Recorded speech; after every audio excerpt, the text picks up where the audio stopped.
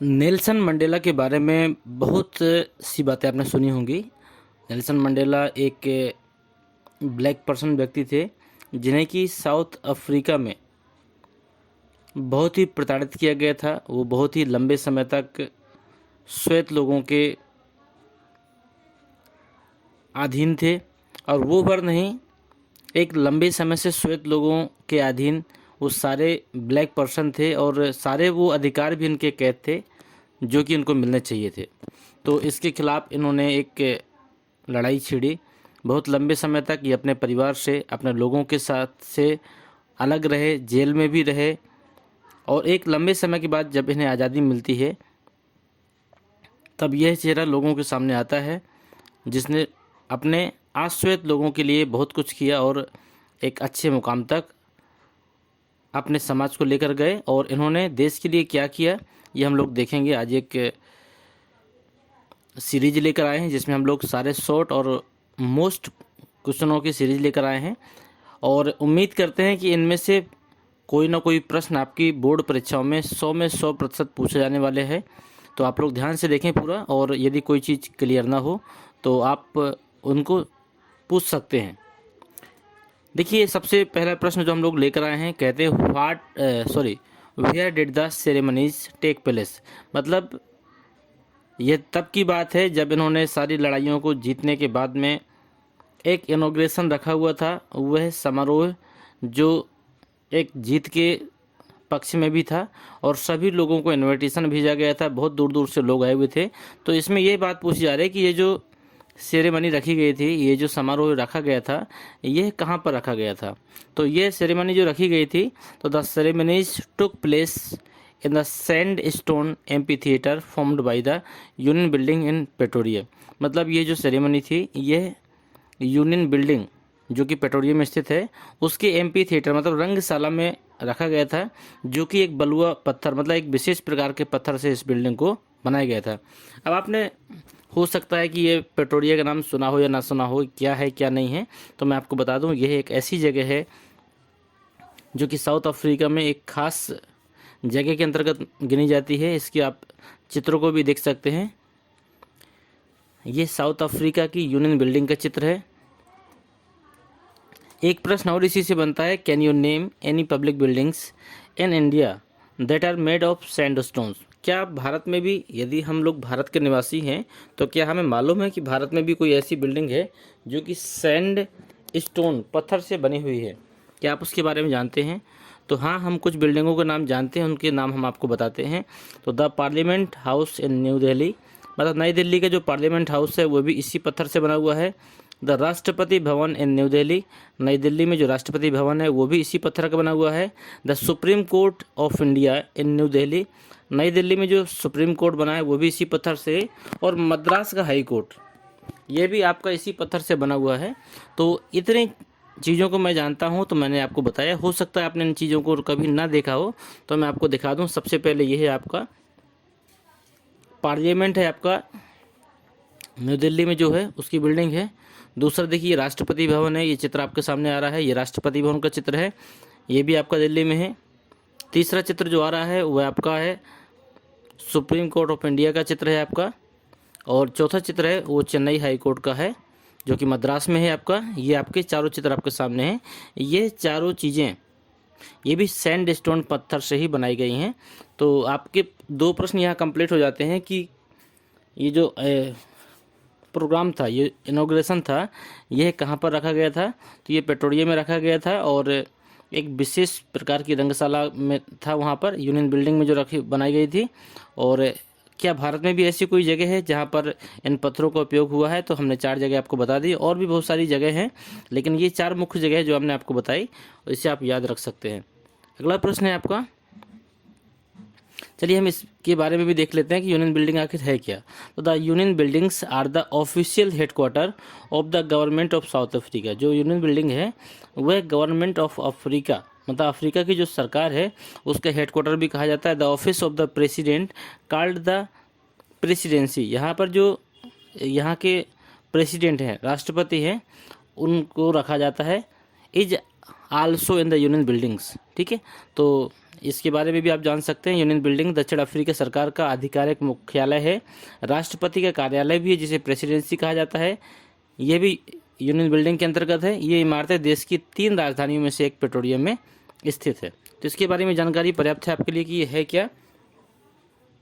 देख लीजिए ये कैसा है, ये यूनियन बिल्डिंग आपकी, ये इसका चित्र सामने बना हुआ है आपको। यहीं पर उस साउथ अफ्रीका में उस कार्यक्रम को आयोजित किया गया था जिसमें लाखों साउथ अफ्रीका के लोग सम्मिलित हुए थे। लगभग 140 देशों के सम्मानित सदस्यों को वहां पर बुलाया गया था और भी श्वेत और अश्वेत सभी प्रकार के लोग वहां पर शामिल हुए थे। और उसी दिन आपके 2 राष्ट्रगीत गाए गए थे वहाँ पर, एक श्वेत लोगों के लिए और एक अश्वेत लोगों के लिए, ताकि किसी भी प्रकार का किसी के साथ भेदभाव ना हो। तो ये वह जगह है आपकी। चलिए आगे देखते हैं इसमें। अगला प्रश्न इसी में आता है, can you say how 10 May is the atonement day in South Africa. 10 मई के बारे में आप क्या कहेंगे। जो साउथ अफ्रीका में ये जो दिन था उसके बारे में आप क्या जानते हैं। तो 10 May is atonement day in South Africa because this day there was the largest gathering of international leaders on South African soil for the installation of South Africa's first democratic non racial government. यहाँ पर आप कह सकते हैं कि जो 10 मई का जो दिन था, इसको हम लोग पतझड़ का दिन भी बोलते हैं।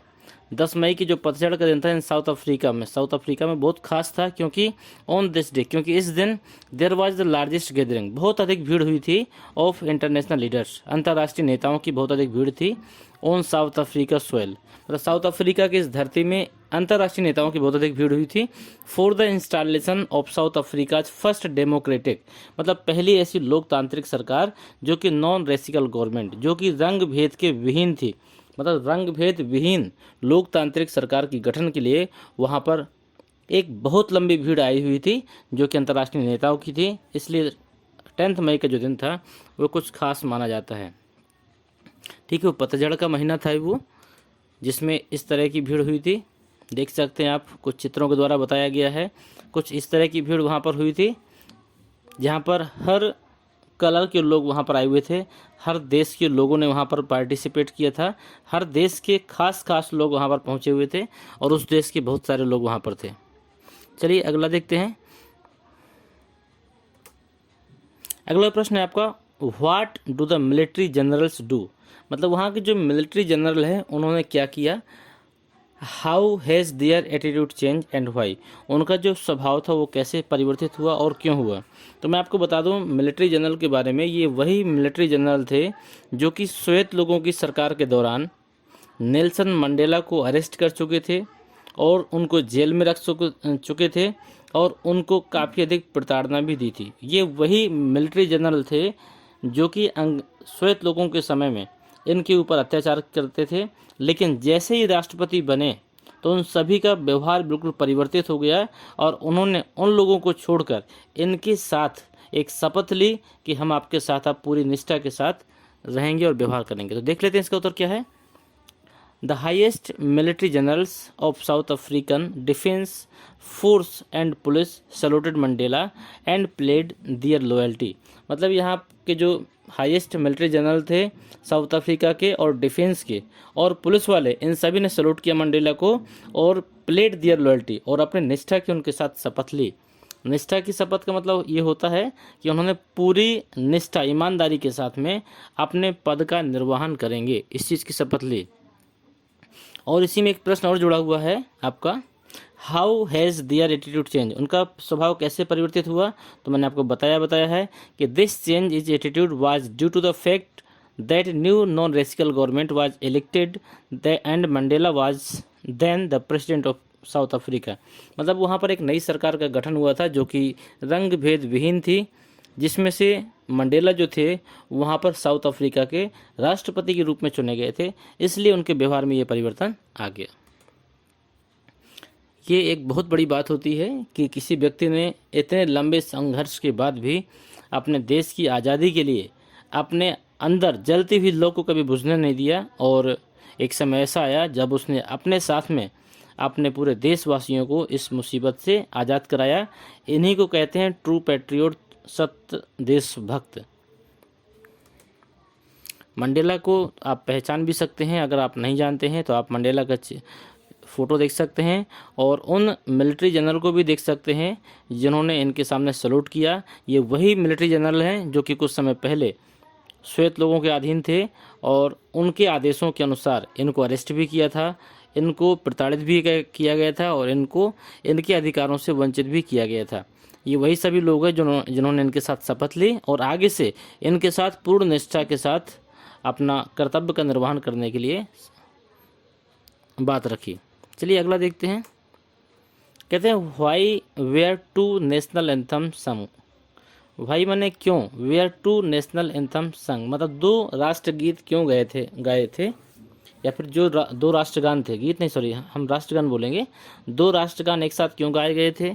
तो इसके लिए ये बात थी कि ऑन द डे माने उस दिन ऑफ द इनॉग्रेशन, समारोह के दिन टू नेशनल एंथम वेयर संग, दो राष्ट्रगान गाए गए थे। वन बाय द वाइट्स जिनमें से एक श्वेत लोगों के लिए था and the other by the black और एक काले लोगों के लिए था।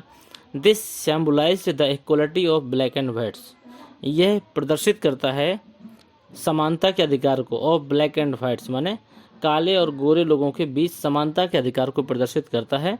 मतलब कहने का ये है कि हो सकता है कि कल तक श्वेत लोगों की सरकार थी तो उन्होंने ब्लैक लोगों को अधिकारों से वंचित रखा था। आज नेल्सन मंडेला की सरकार है तो वो लोग श्वेत लोगों को अगर उनके अधिकारों से हटा देते हैं तो यह वही बात हो जाएगी जैसा कि वो इनके साथ कर रहे थे। तो इस बात को लागू ना किया जाए और दोनों पक्ष खुश रहें, इसलिए उस दिन दो राष्ट्रगान गाए गए थे जिसमें से एक श्वेत लोगों के लिए था और एक ब्लैक लोगों के लिए था।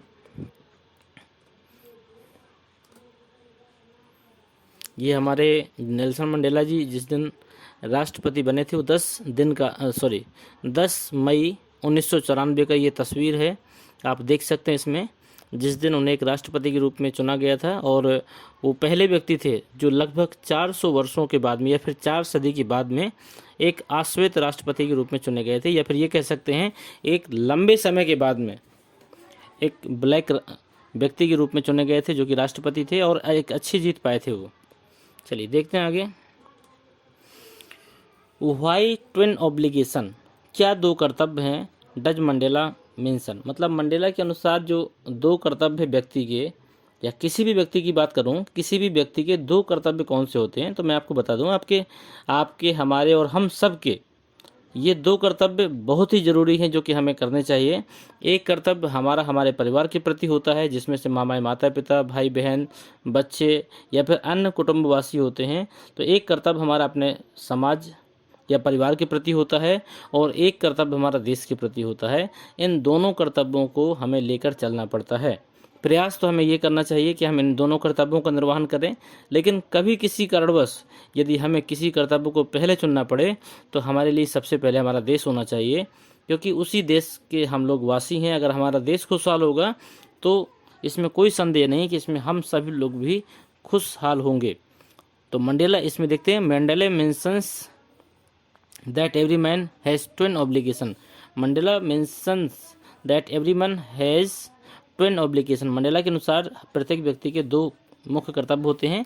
The first is to his family, एक उसका परिवार के प्रति है, पेरेंट्स माता पिता के प्रति, वाइफ पत्नी के प्रति, एंड चिल्ड्रन और बच्चों के प्रति। मतलब पहले कर्तव्य में कहीं ना कहीं उसके पूरे परिवार को शामिल किया गया है, जिसमें से उसकी परिवार है, माता पिता हैं, पत्नी है और बच्चे हैं। और एंड द सेकेंड ऑब्लिगेशन, और जो दूसरा उसका कर्तव्य है, इज टू हिज पीपल, उसके लोगों के प्रति है, हिज कम्युनिटी, उसके समुदाय के प्रति है, एंड हिज कंट्री, और उसके देश के प्रति है। मतलब दूसरे कर्तव्य में उसके जो लोग हैं, उसकी जो समाज है, समुदाय है और उसकी जो कंट्री है, देश है, वो सभी लोग उसके दूसरे कर्तव्य में आते हैं। इन दोनों कर्तव्यों को व्यक्ति को पूरा करना चाहिए। मंडेला की पत्नी है, इसको देख सकते हैं आप, और ये मंडेला हैं बगल में जिन्होंने राष्ट्रपति के रूप में चुना गया था। इसके बाद में मैं कुछ खास चीज़ आपको बता दूं, हो सकता है इसकी जानकारी आपके पास है या नहीं है। ये मंडेला की पूरी ट्री है, मतलब मंडेला की कितनी पत्नियां थीं, कितने बच्चे थे, कितने नाती पोते थे, ये सभी लोग इस सारी चीज़ों की जानकारी आपके पास मैं आपको दे रहा हूँ। ये बहुत ख़ास चीज़ है, हो सकता है आपके पास शायद ना हो। तो मंडेला के 3 पत्नियाँ थीं। एक शादी हुई थी मंडेला की सन 1944 में, सन 1944 में, और इसका डाइवर्ट भी हो गया था, सॉरी इसका डिवोर्स भी हुआ था। इस कब हुआ था? 1957 में हुआ था। इस पत्नी के एक पुत्र थे, इसी पत्नी की एक बेटी थी, इसी से दूसरा सन भी था, और इसी से दूसरी बेटी भी थी। मतलब कुल मिला के कितने हुए इसके पास? 4 बच्चे यहाँ से हुए आप इसके, मतलब 2 लड़के और 2 लड़कियाँ। पहली पत्नी से इसके 2 लड़के थे, जिसमें से पहले को आप देख सकते हैं यहाँ पर है, और दूसरा लड़का ये है आपका, तीसरा ये एक बेटी है, यहाँ पर एक बेटी है। तो ये जो लड़का था, पहला लड़का, इसकी जो मृत्यु बताई गई है इसमें,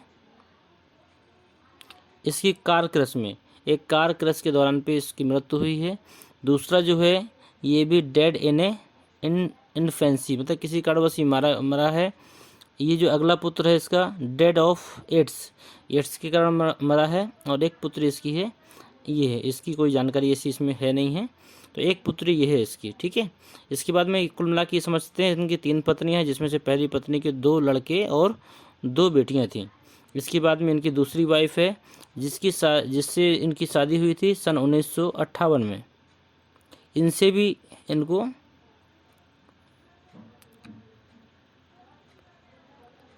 इसके बाद में इनकी तीसरी पत्नी है, ये है आपकी, इनकी शादी हुई थी 1997 में, सॉरी 98 में। तीसरी, ये 3 पत्नियां हैं इनकी, जिसमें से पहली पत्नी के 4 बच्चे और दूसरी पत्नी के 2 बेटियां थीं। तो ये जो जेनानी थी, जेनानी का जिक्र जो आता है इसमें, इस अध्याय के अंतर्गत में, ये दूसरी पत्नी की पहली बेटी थी, जिसको तीसरी बेटी के नाम से भी हम लोग जानते हैं, क्योंकि 2 बेटियां पहली पत्नी की थी और 2 बेटियां दूसरी पत्नी की थी। इस तरह सबसे ऊपर देखिए लिखा हुआ है कि Nelson Mandela was born. Nelson Mandela का जन्म कब हुआ था? 18 जुलाई सन 1918 को हुआ था। एंड डेड, और उनकी मृत्यु हुई थी एज 95, मतलब 95 वर्ष की आयु में उनकी मृत्यु हो गई थी। ऑन 5 दिसंबर, मतलब 5 दिसंबर 2013 को उनकी मृत्यु हुई थी। His large and growing family, उनकी एक बड़ी फैमिली थी, जिसमें से इसके कितने थे?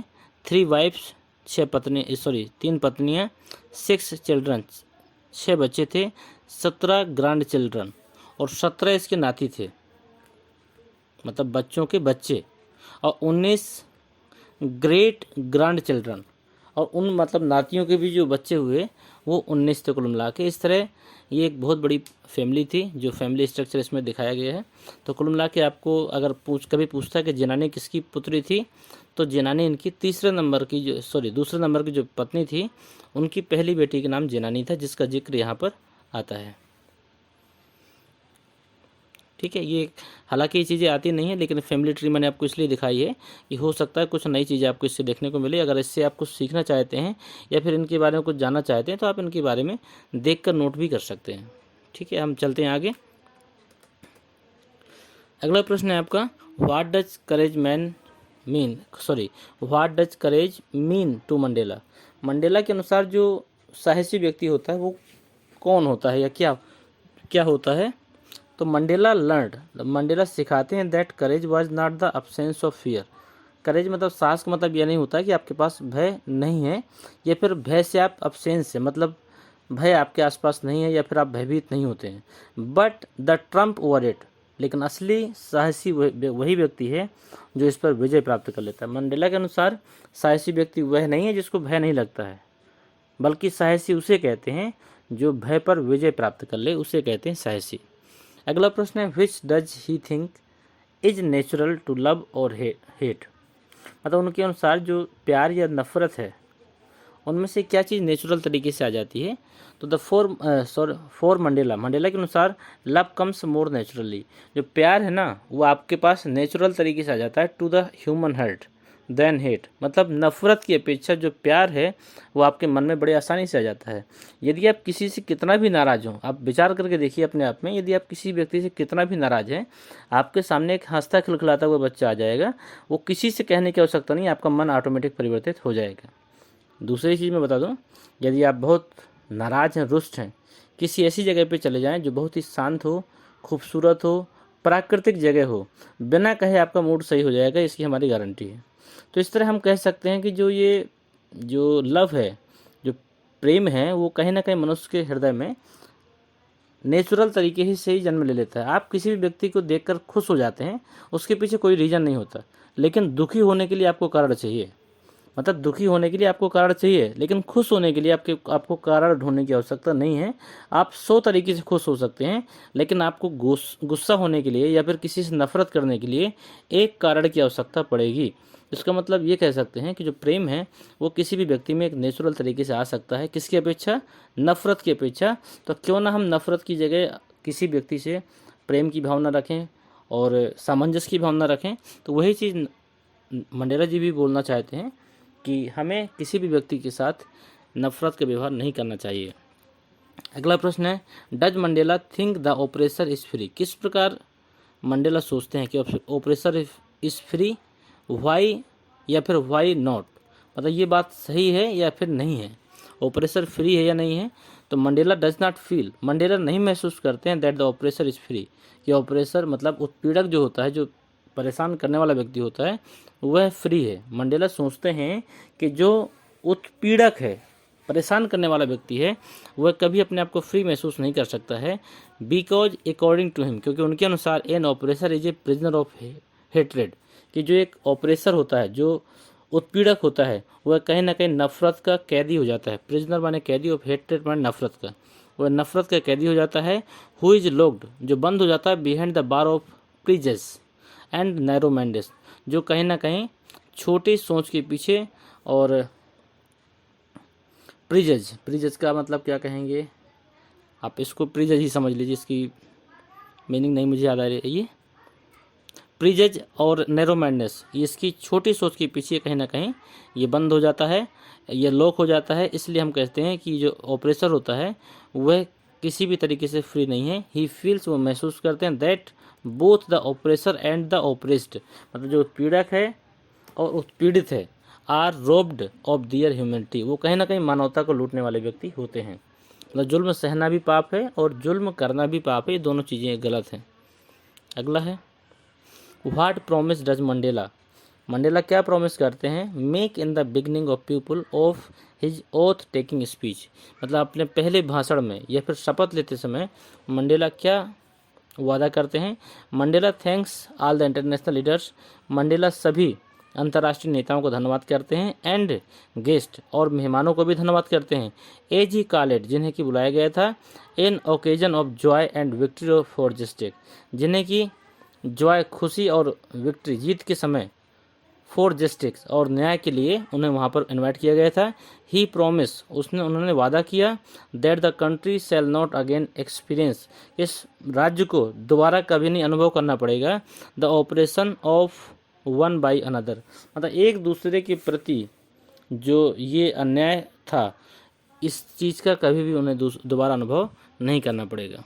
इसकी अगली सीरीज़ देखना बिल्कुल ना भूलें, क्योंकि उसमें इसके और कुछ खास प्रश्नों को सम्मिलित किया गया है, और साथ ही इसका जो लॉन्ग आंसर होगा, जो कि संपूर्ण अध्याय का सिर्फ एक ही लॉन्ग आंसर बनाया गया है, वह भी आपको देने जा रहे हैं। और भी बहुत सारे महत्वपूर्ण चीज़ें हैं जो इस अध्याय से पूछी जा सकती हैं, और मैं उम्मीद करता हूं कि ऐसा वीडियो वास्तव में आपने पूरे YouTube में और ऑफलाइन की क्लास में भी नहीं देखे होंगे, ऐसे प्रश्नों के संग्रह जो कि परीक्षाओं के हिसाब से महत्वपूर्ण है।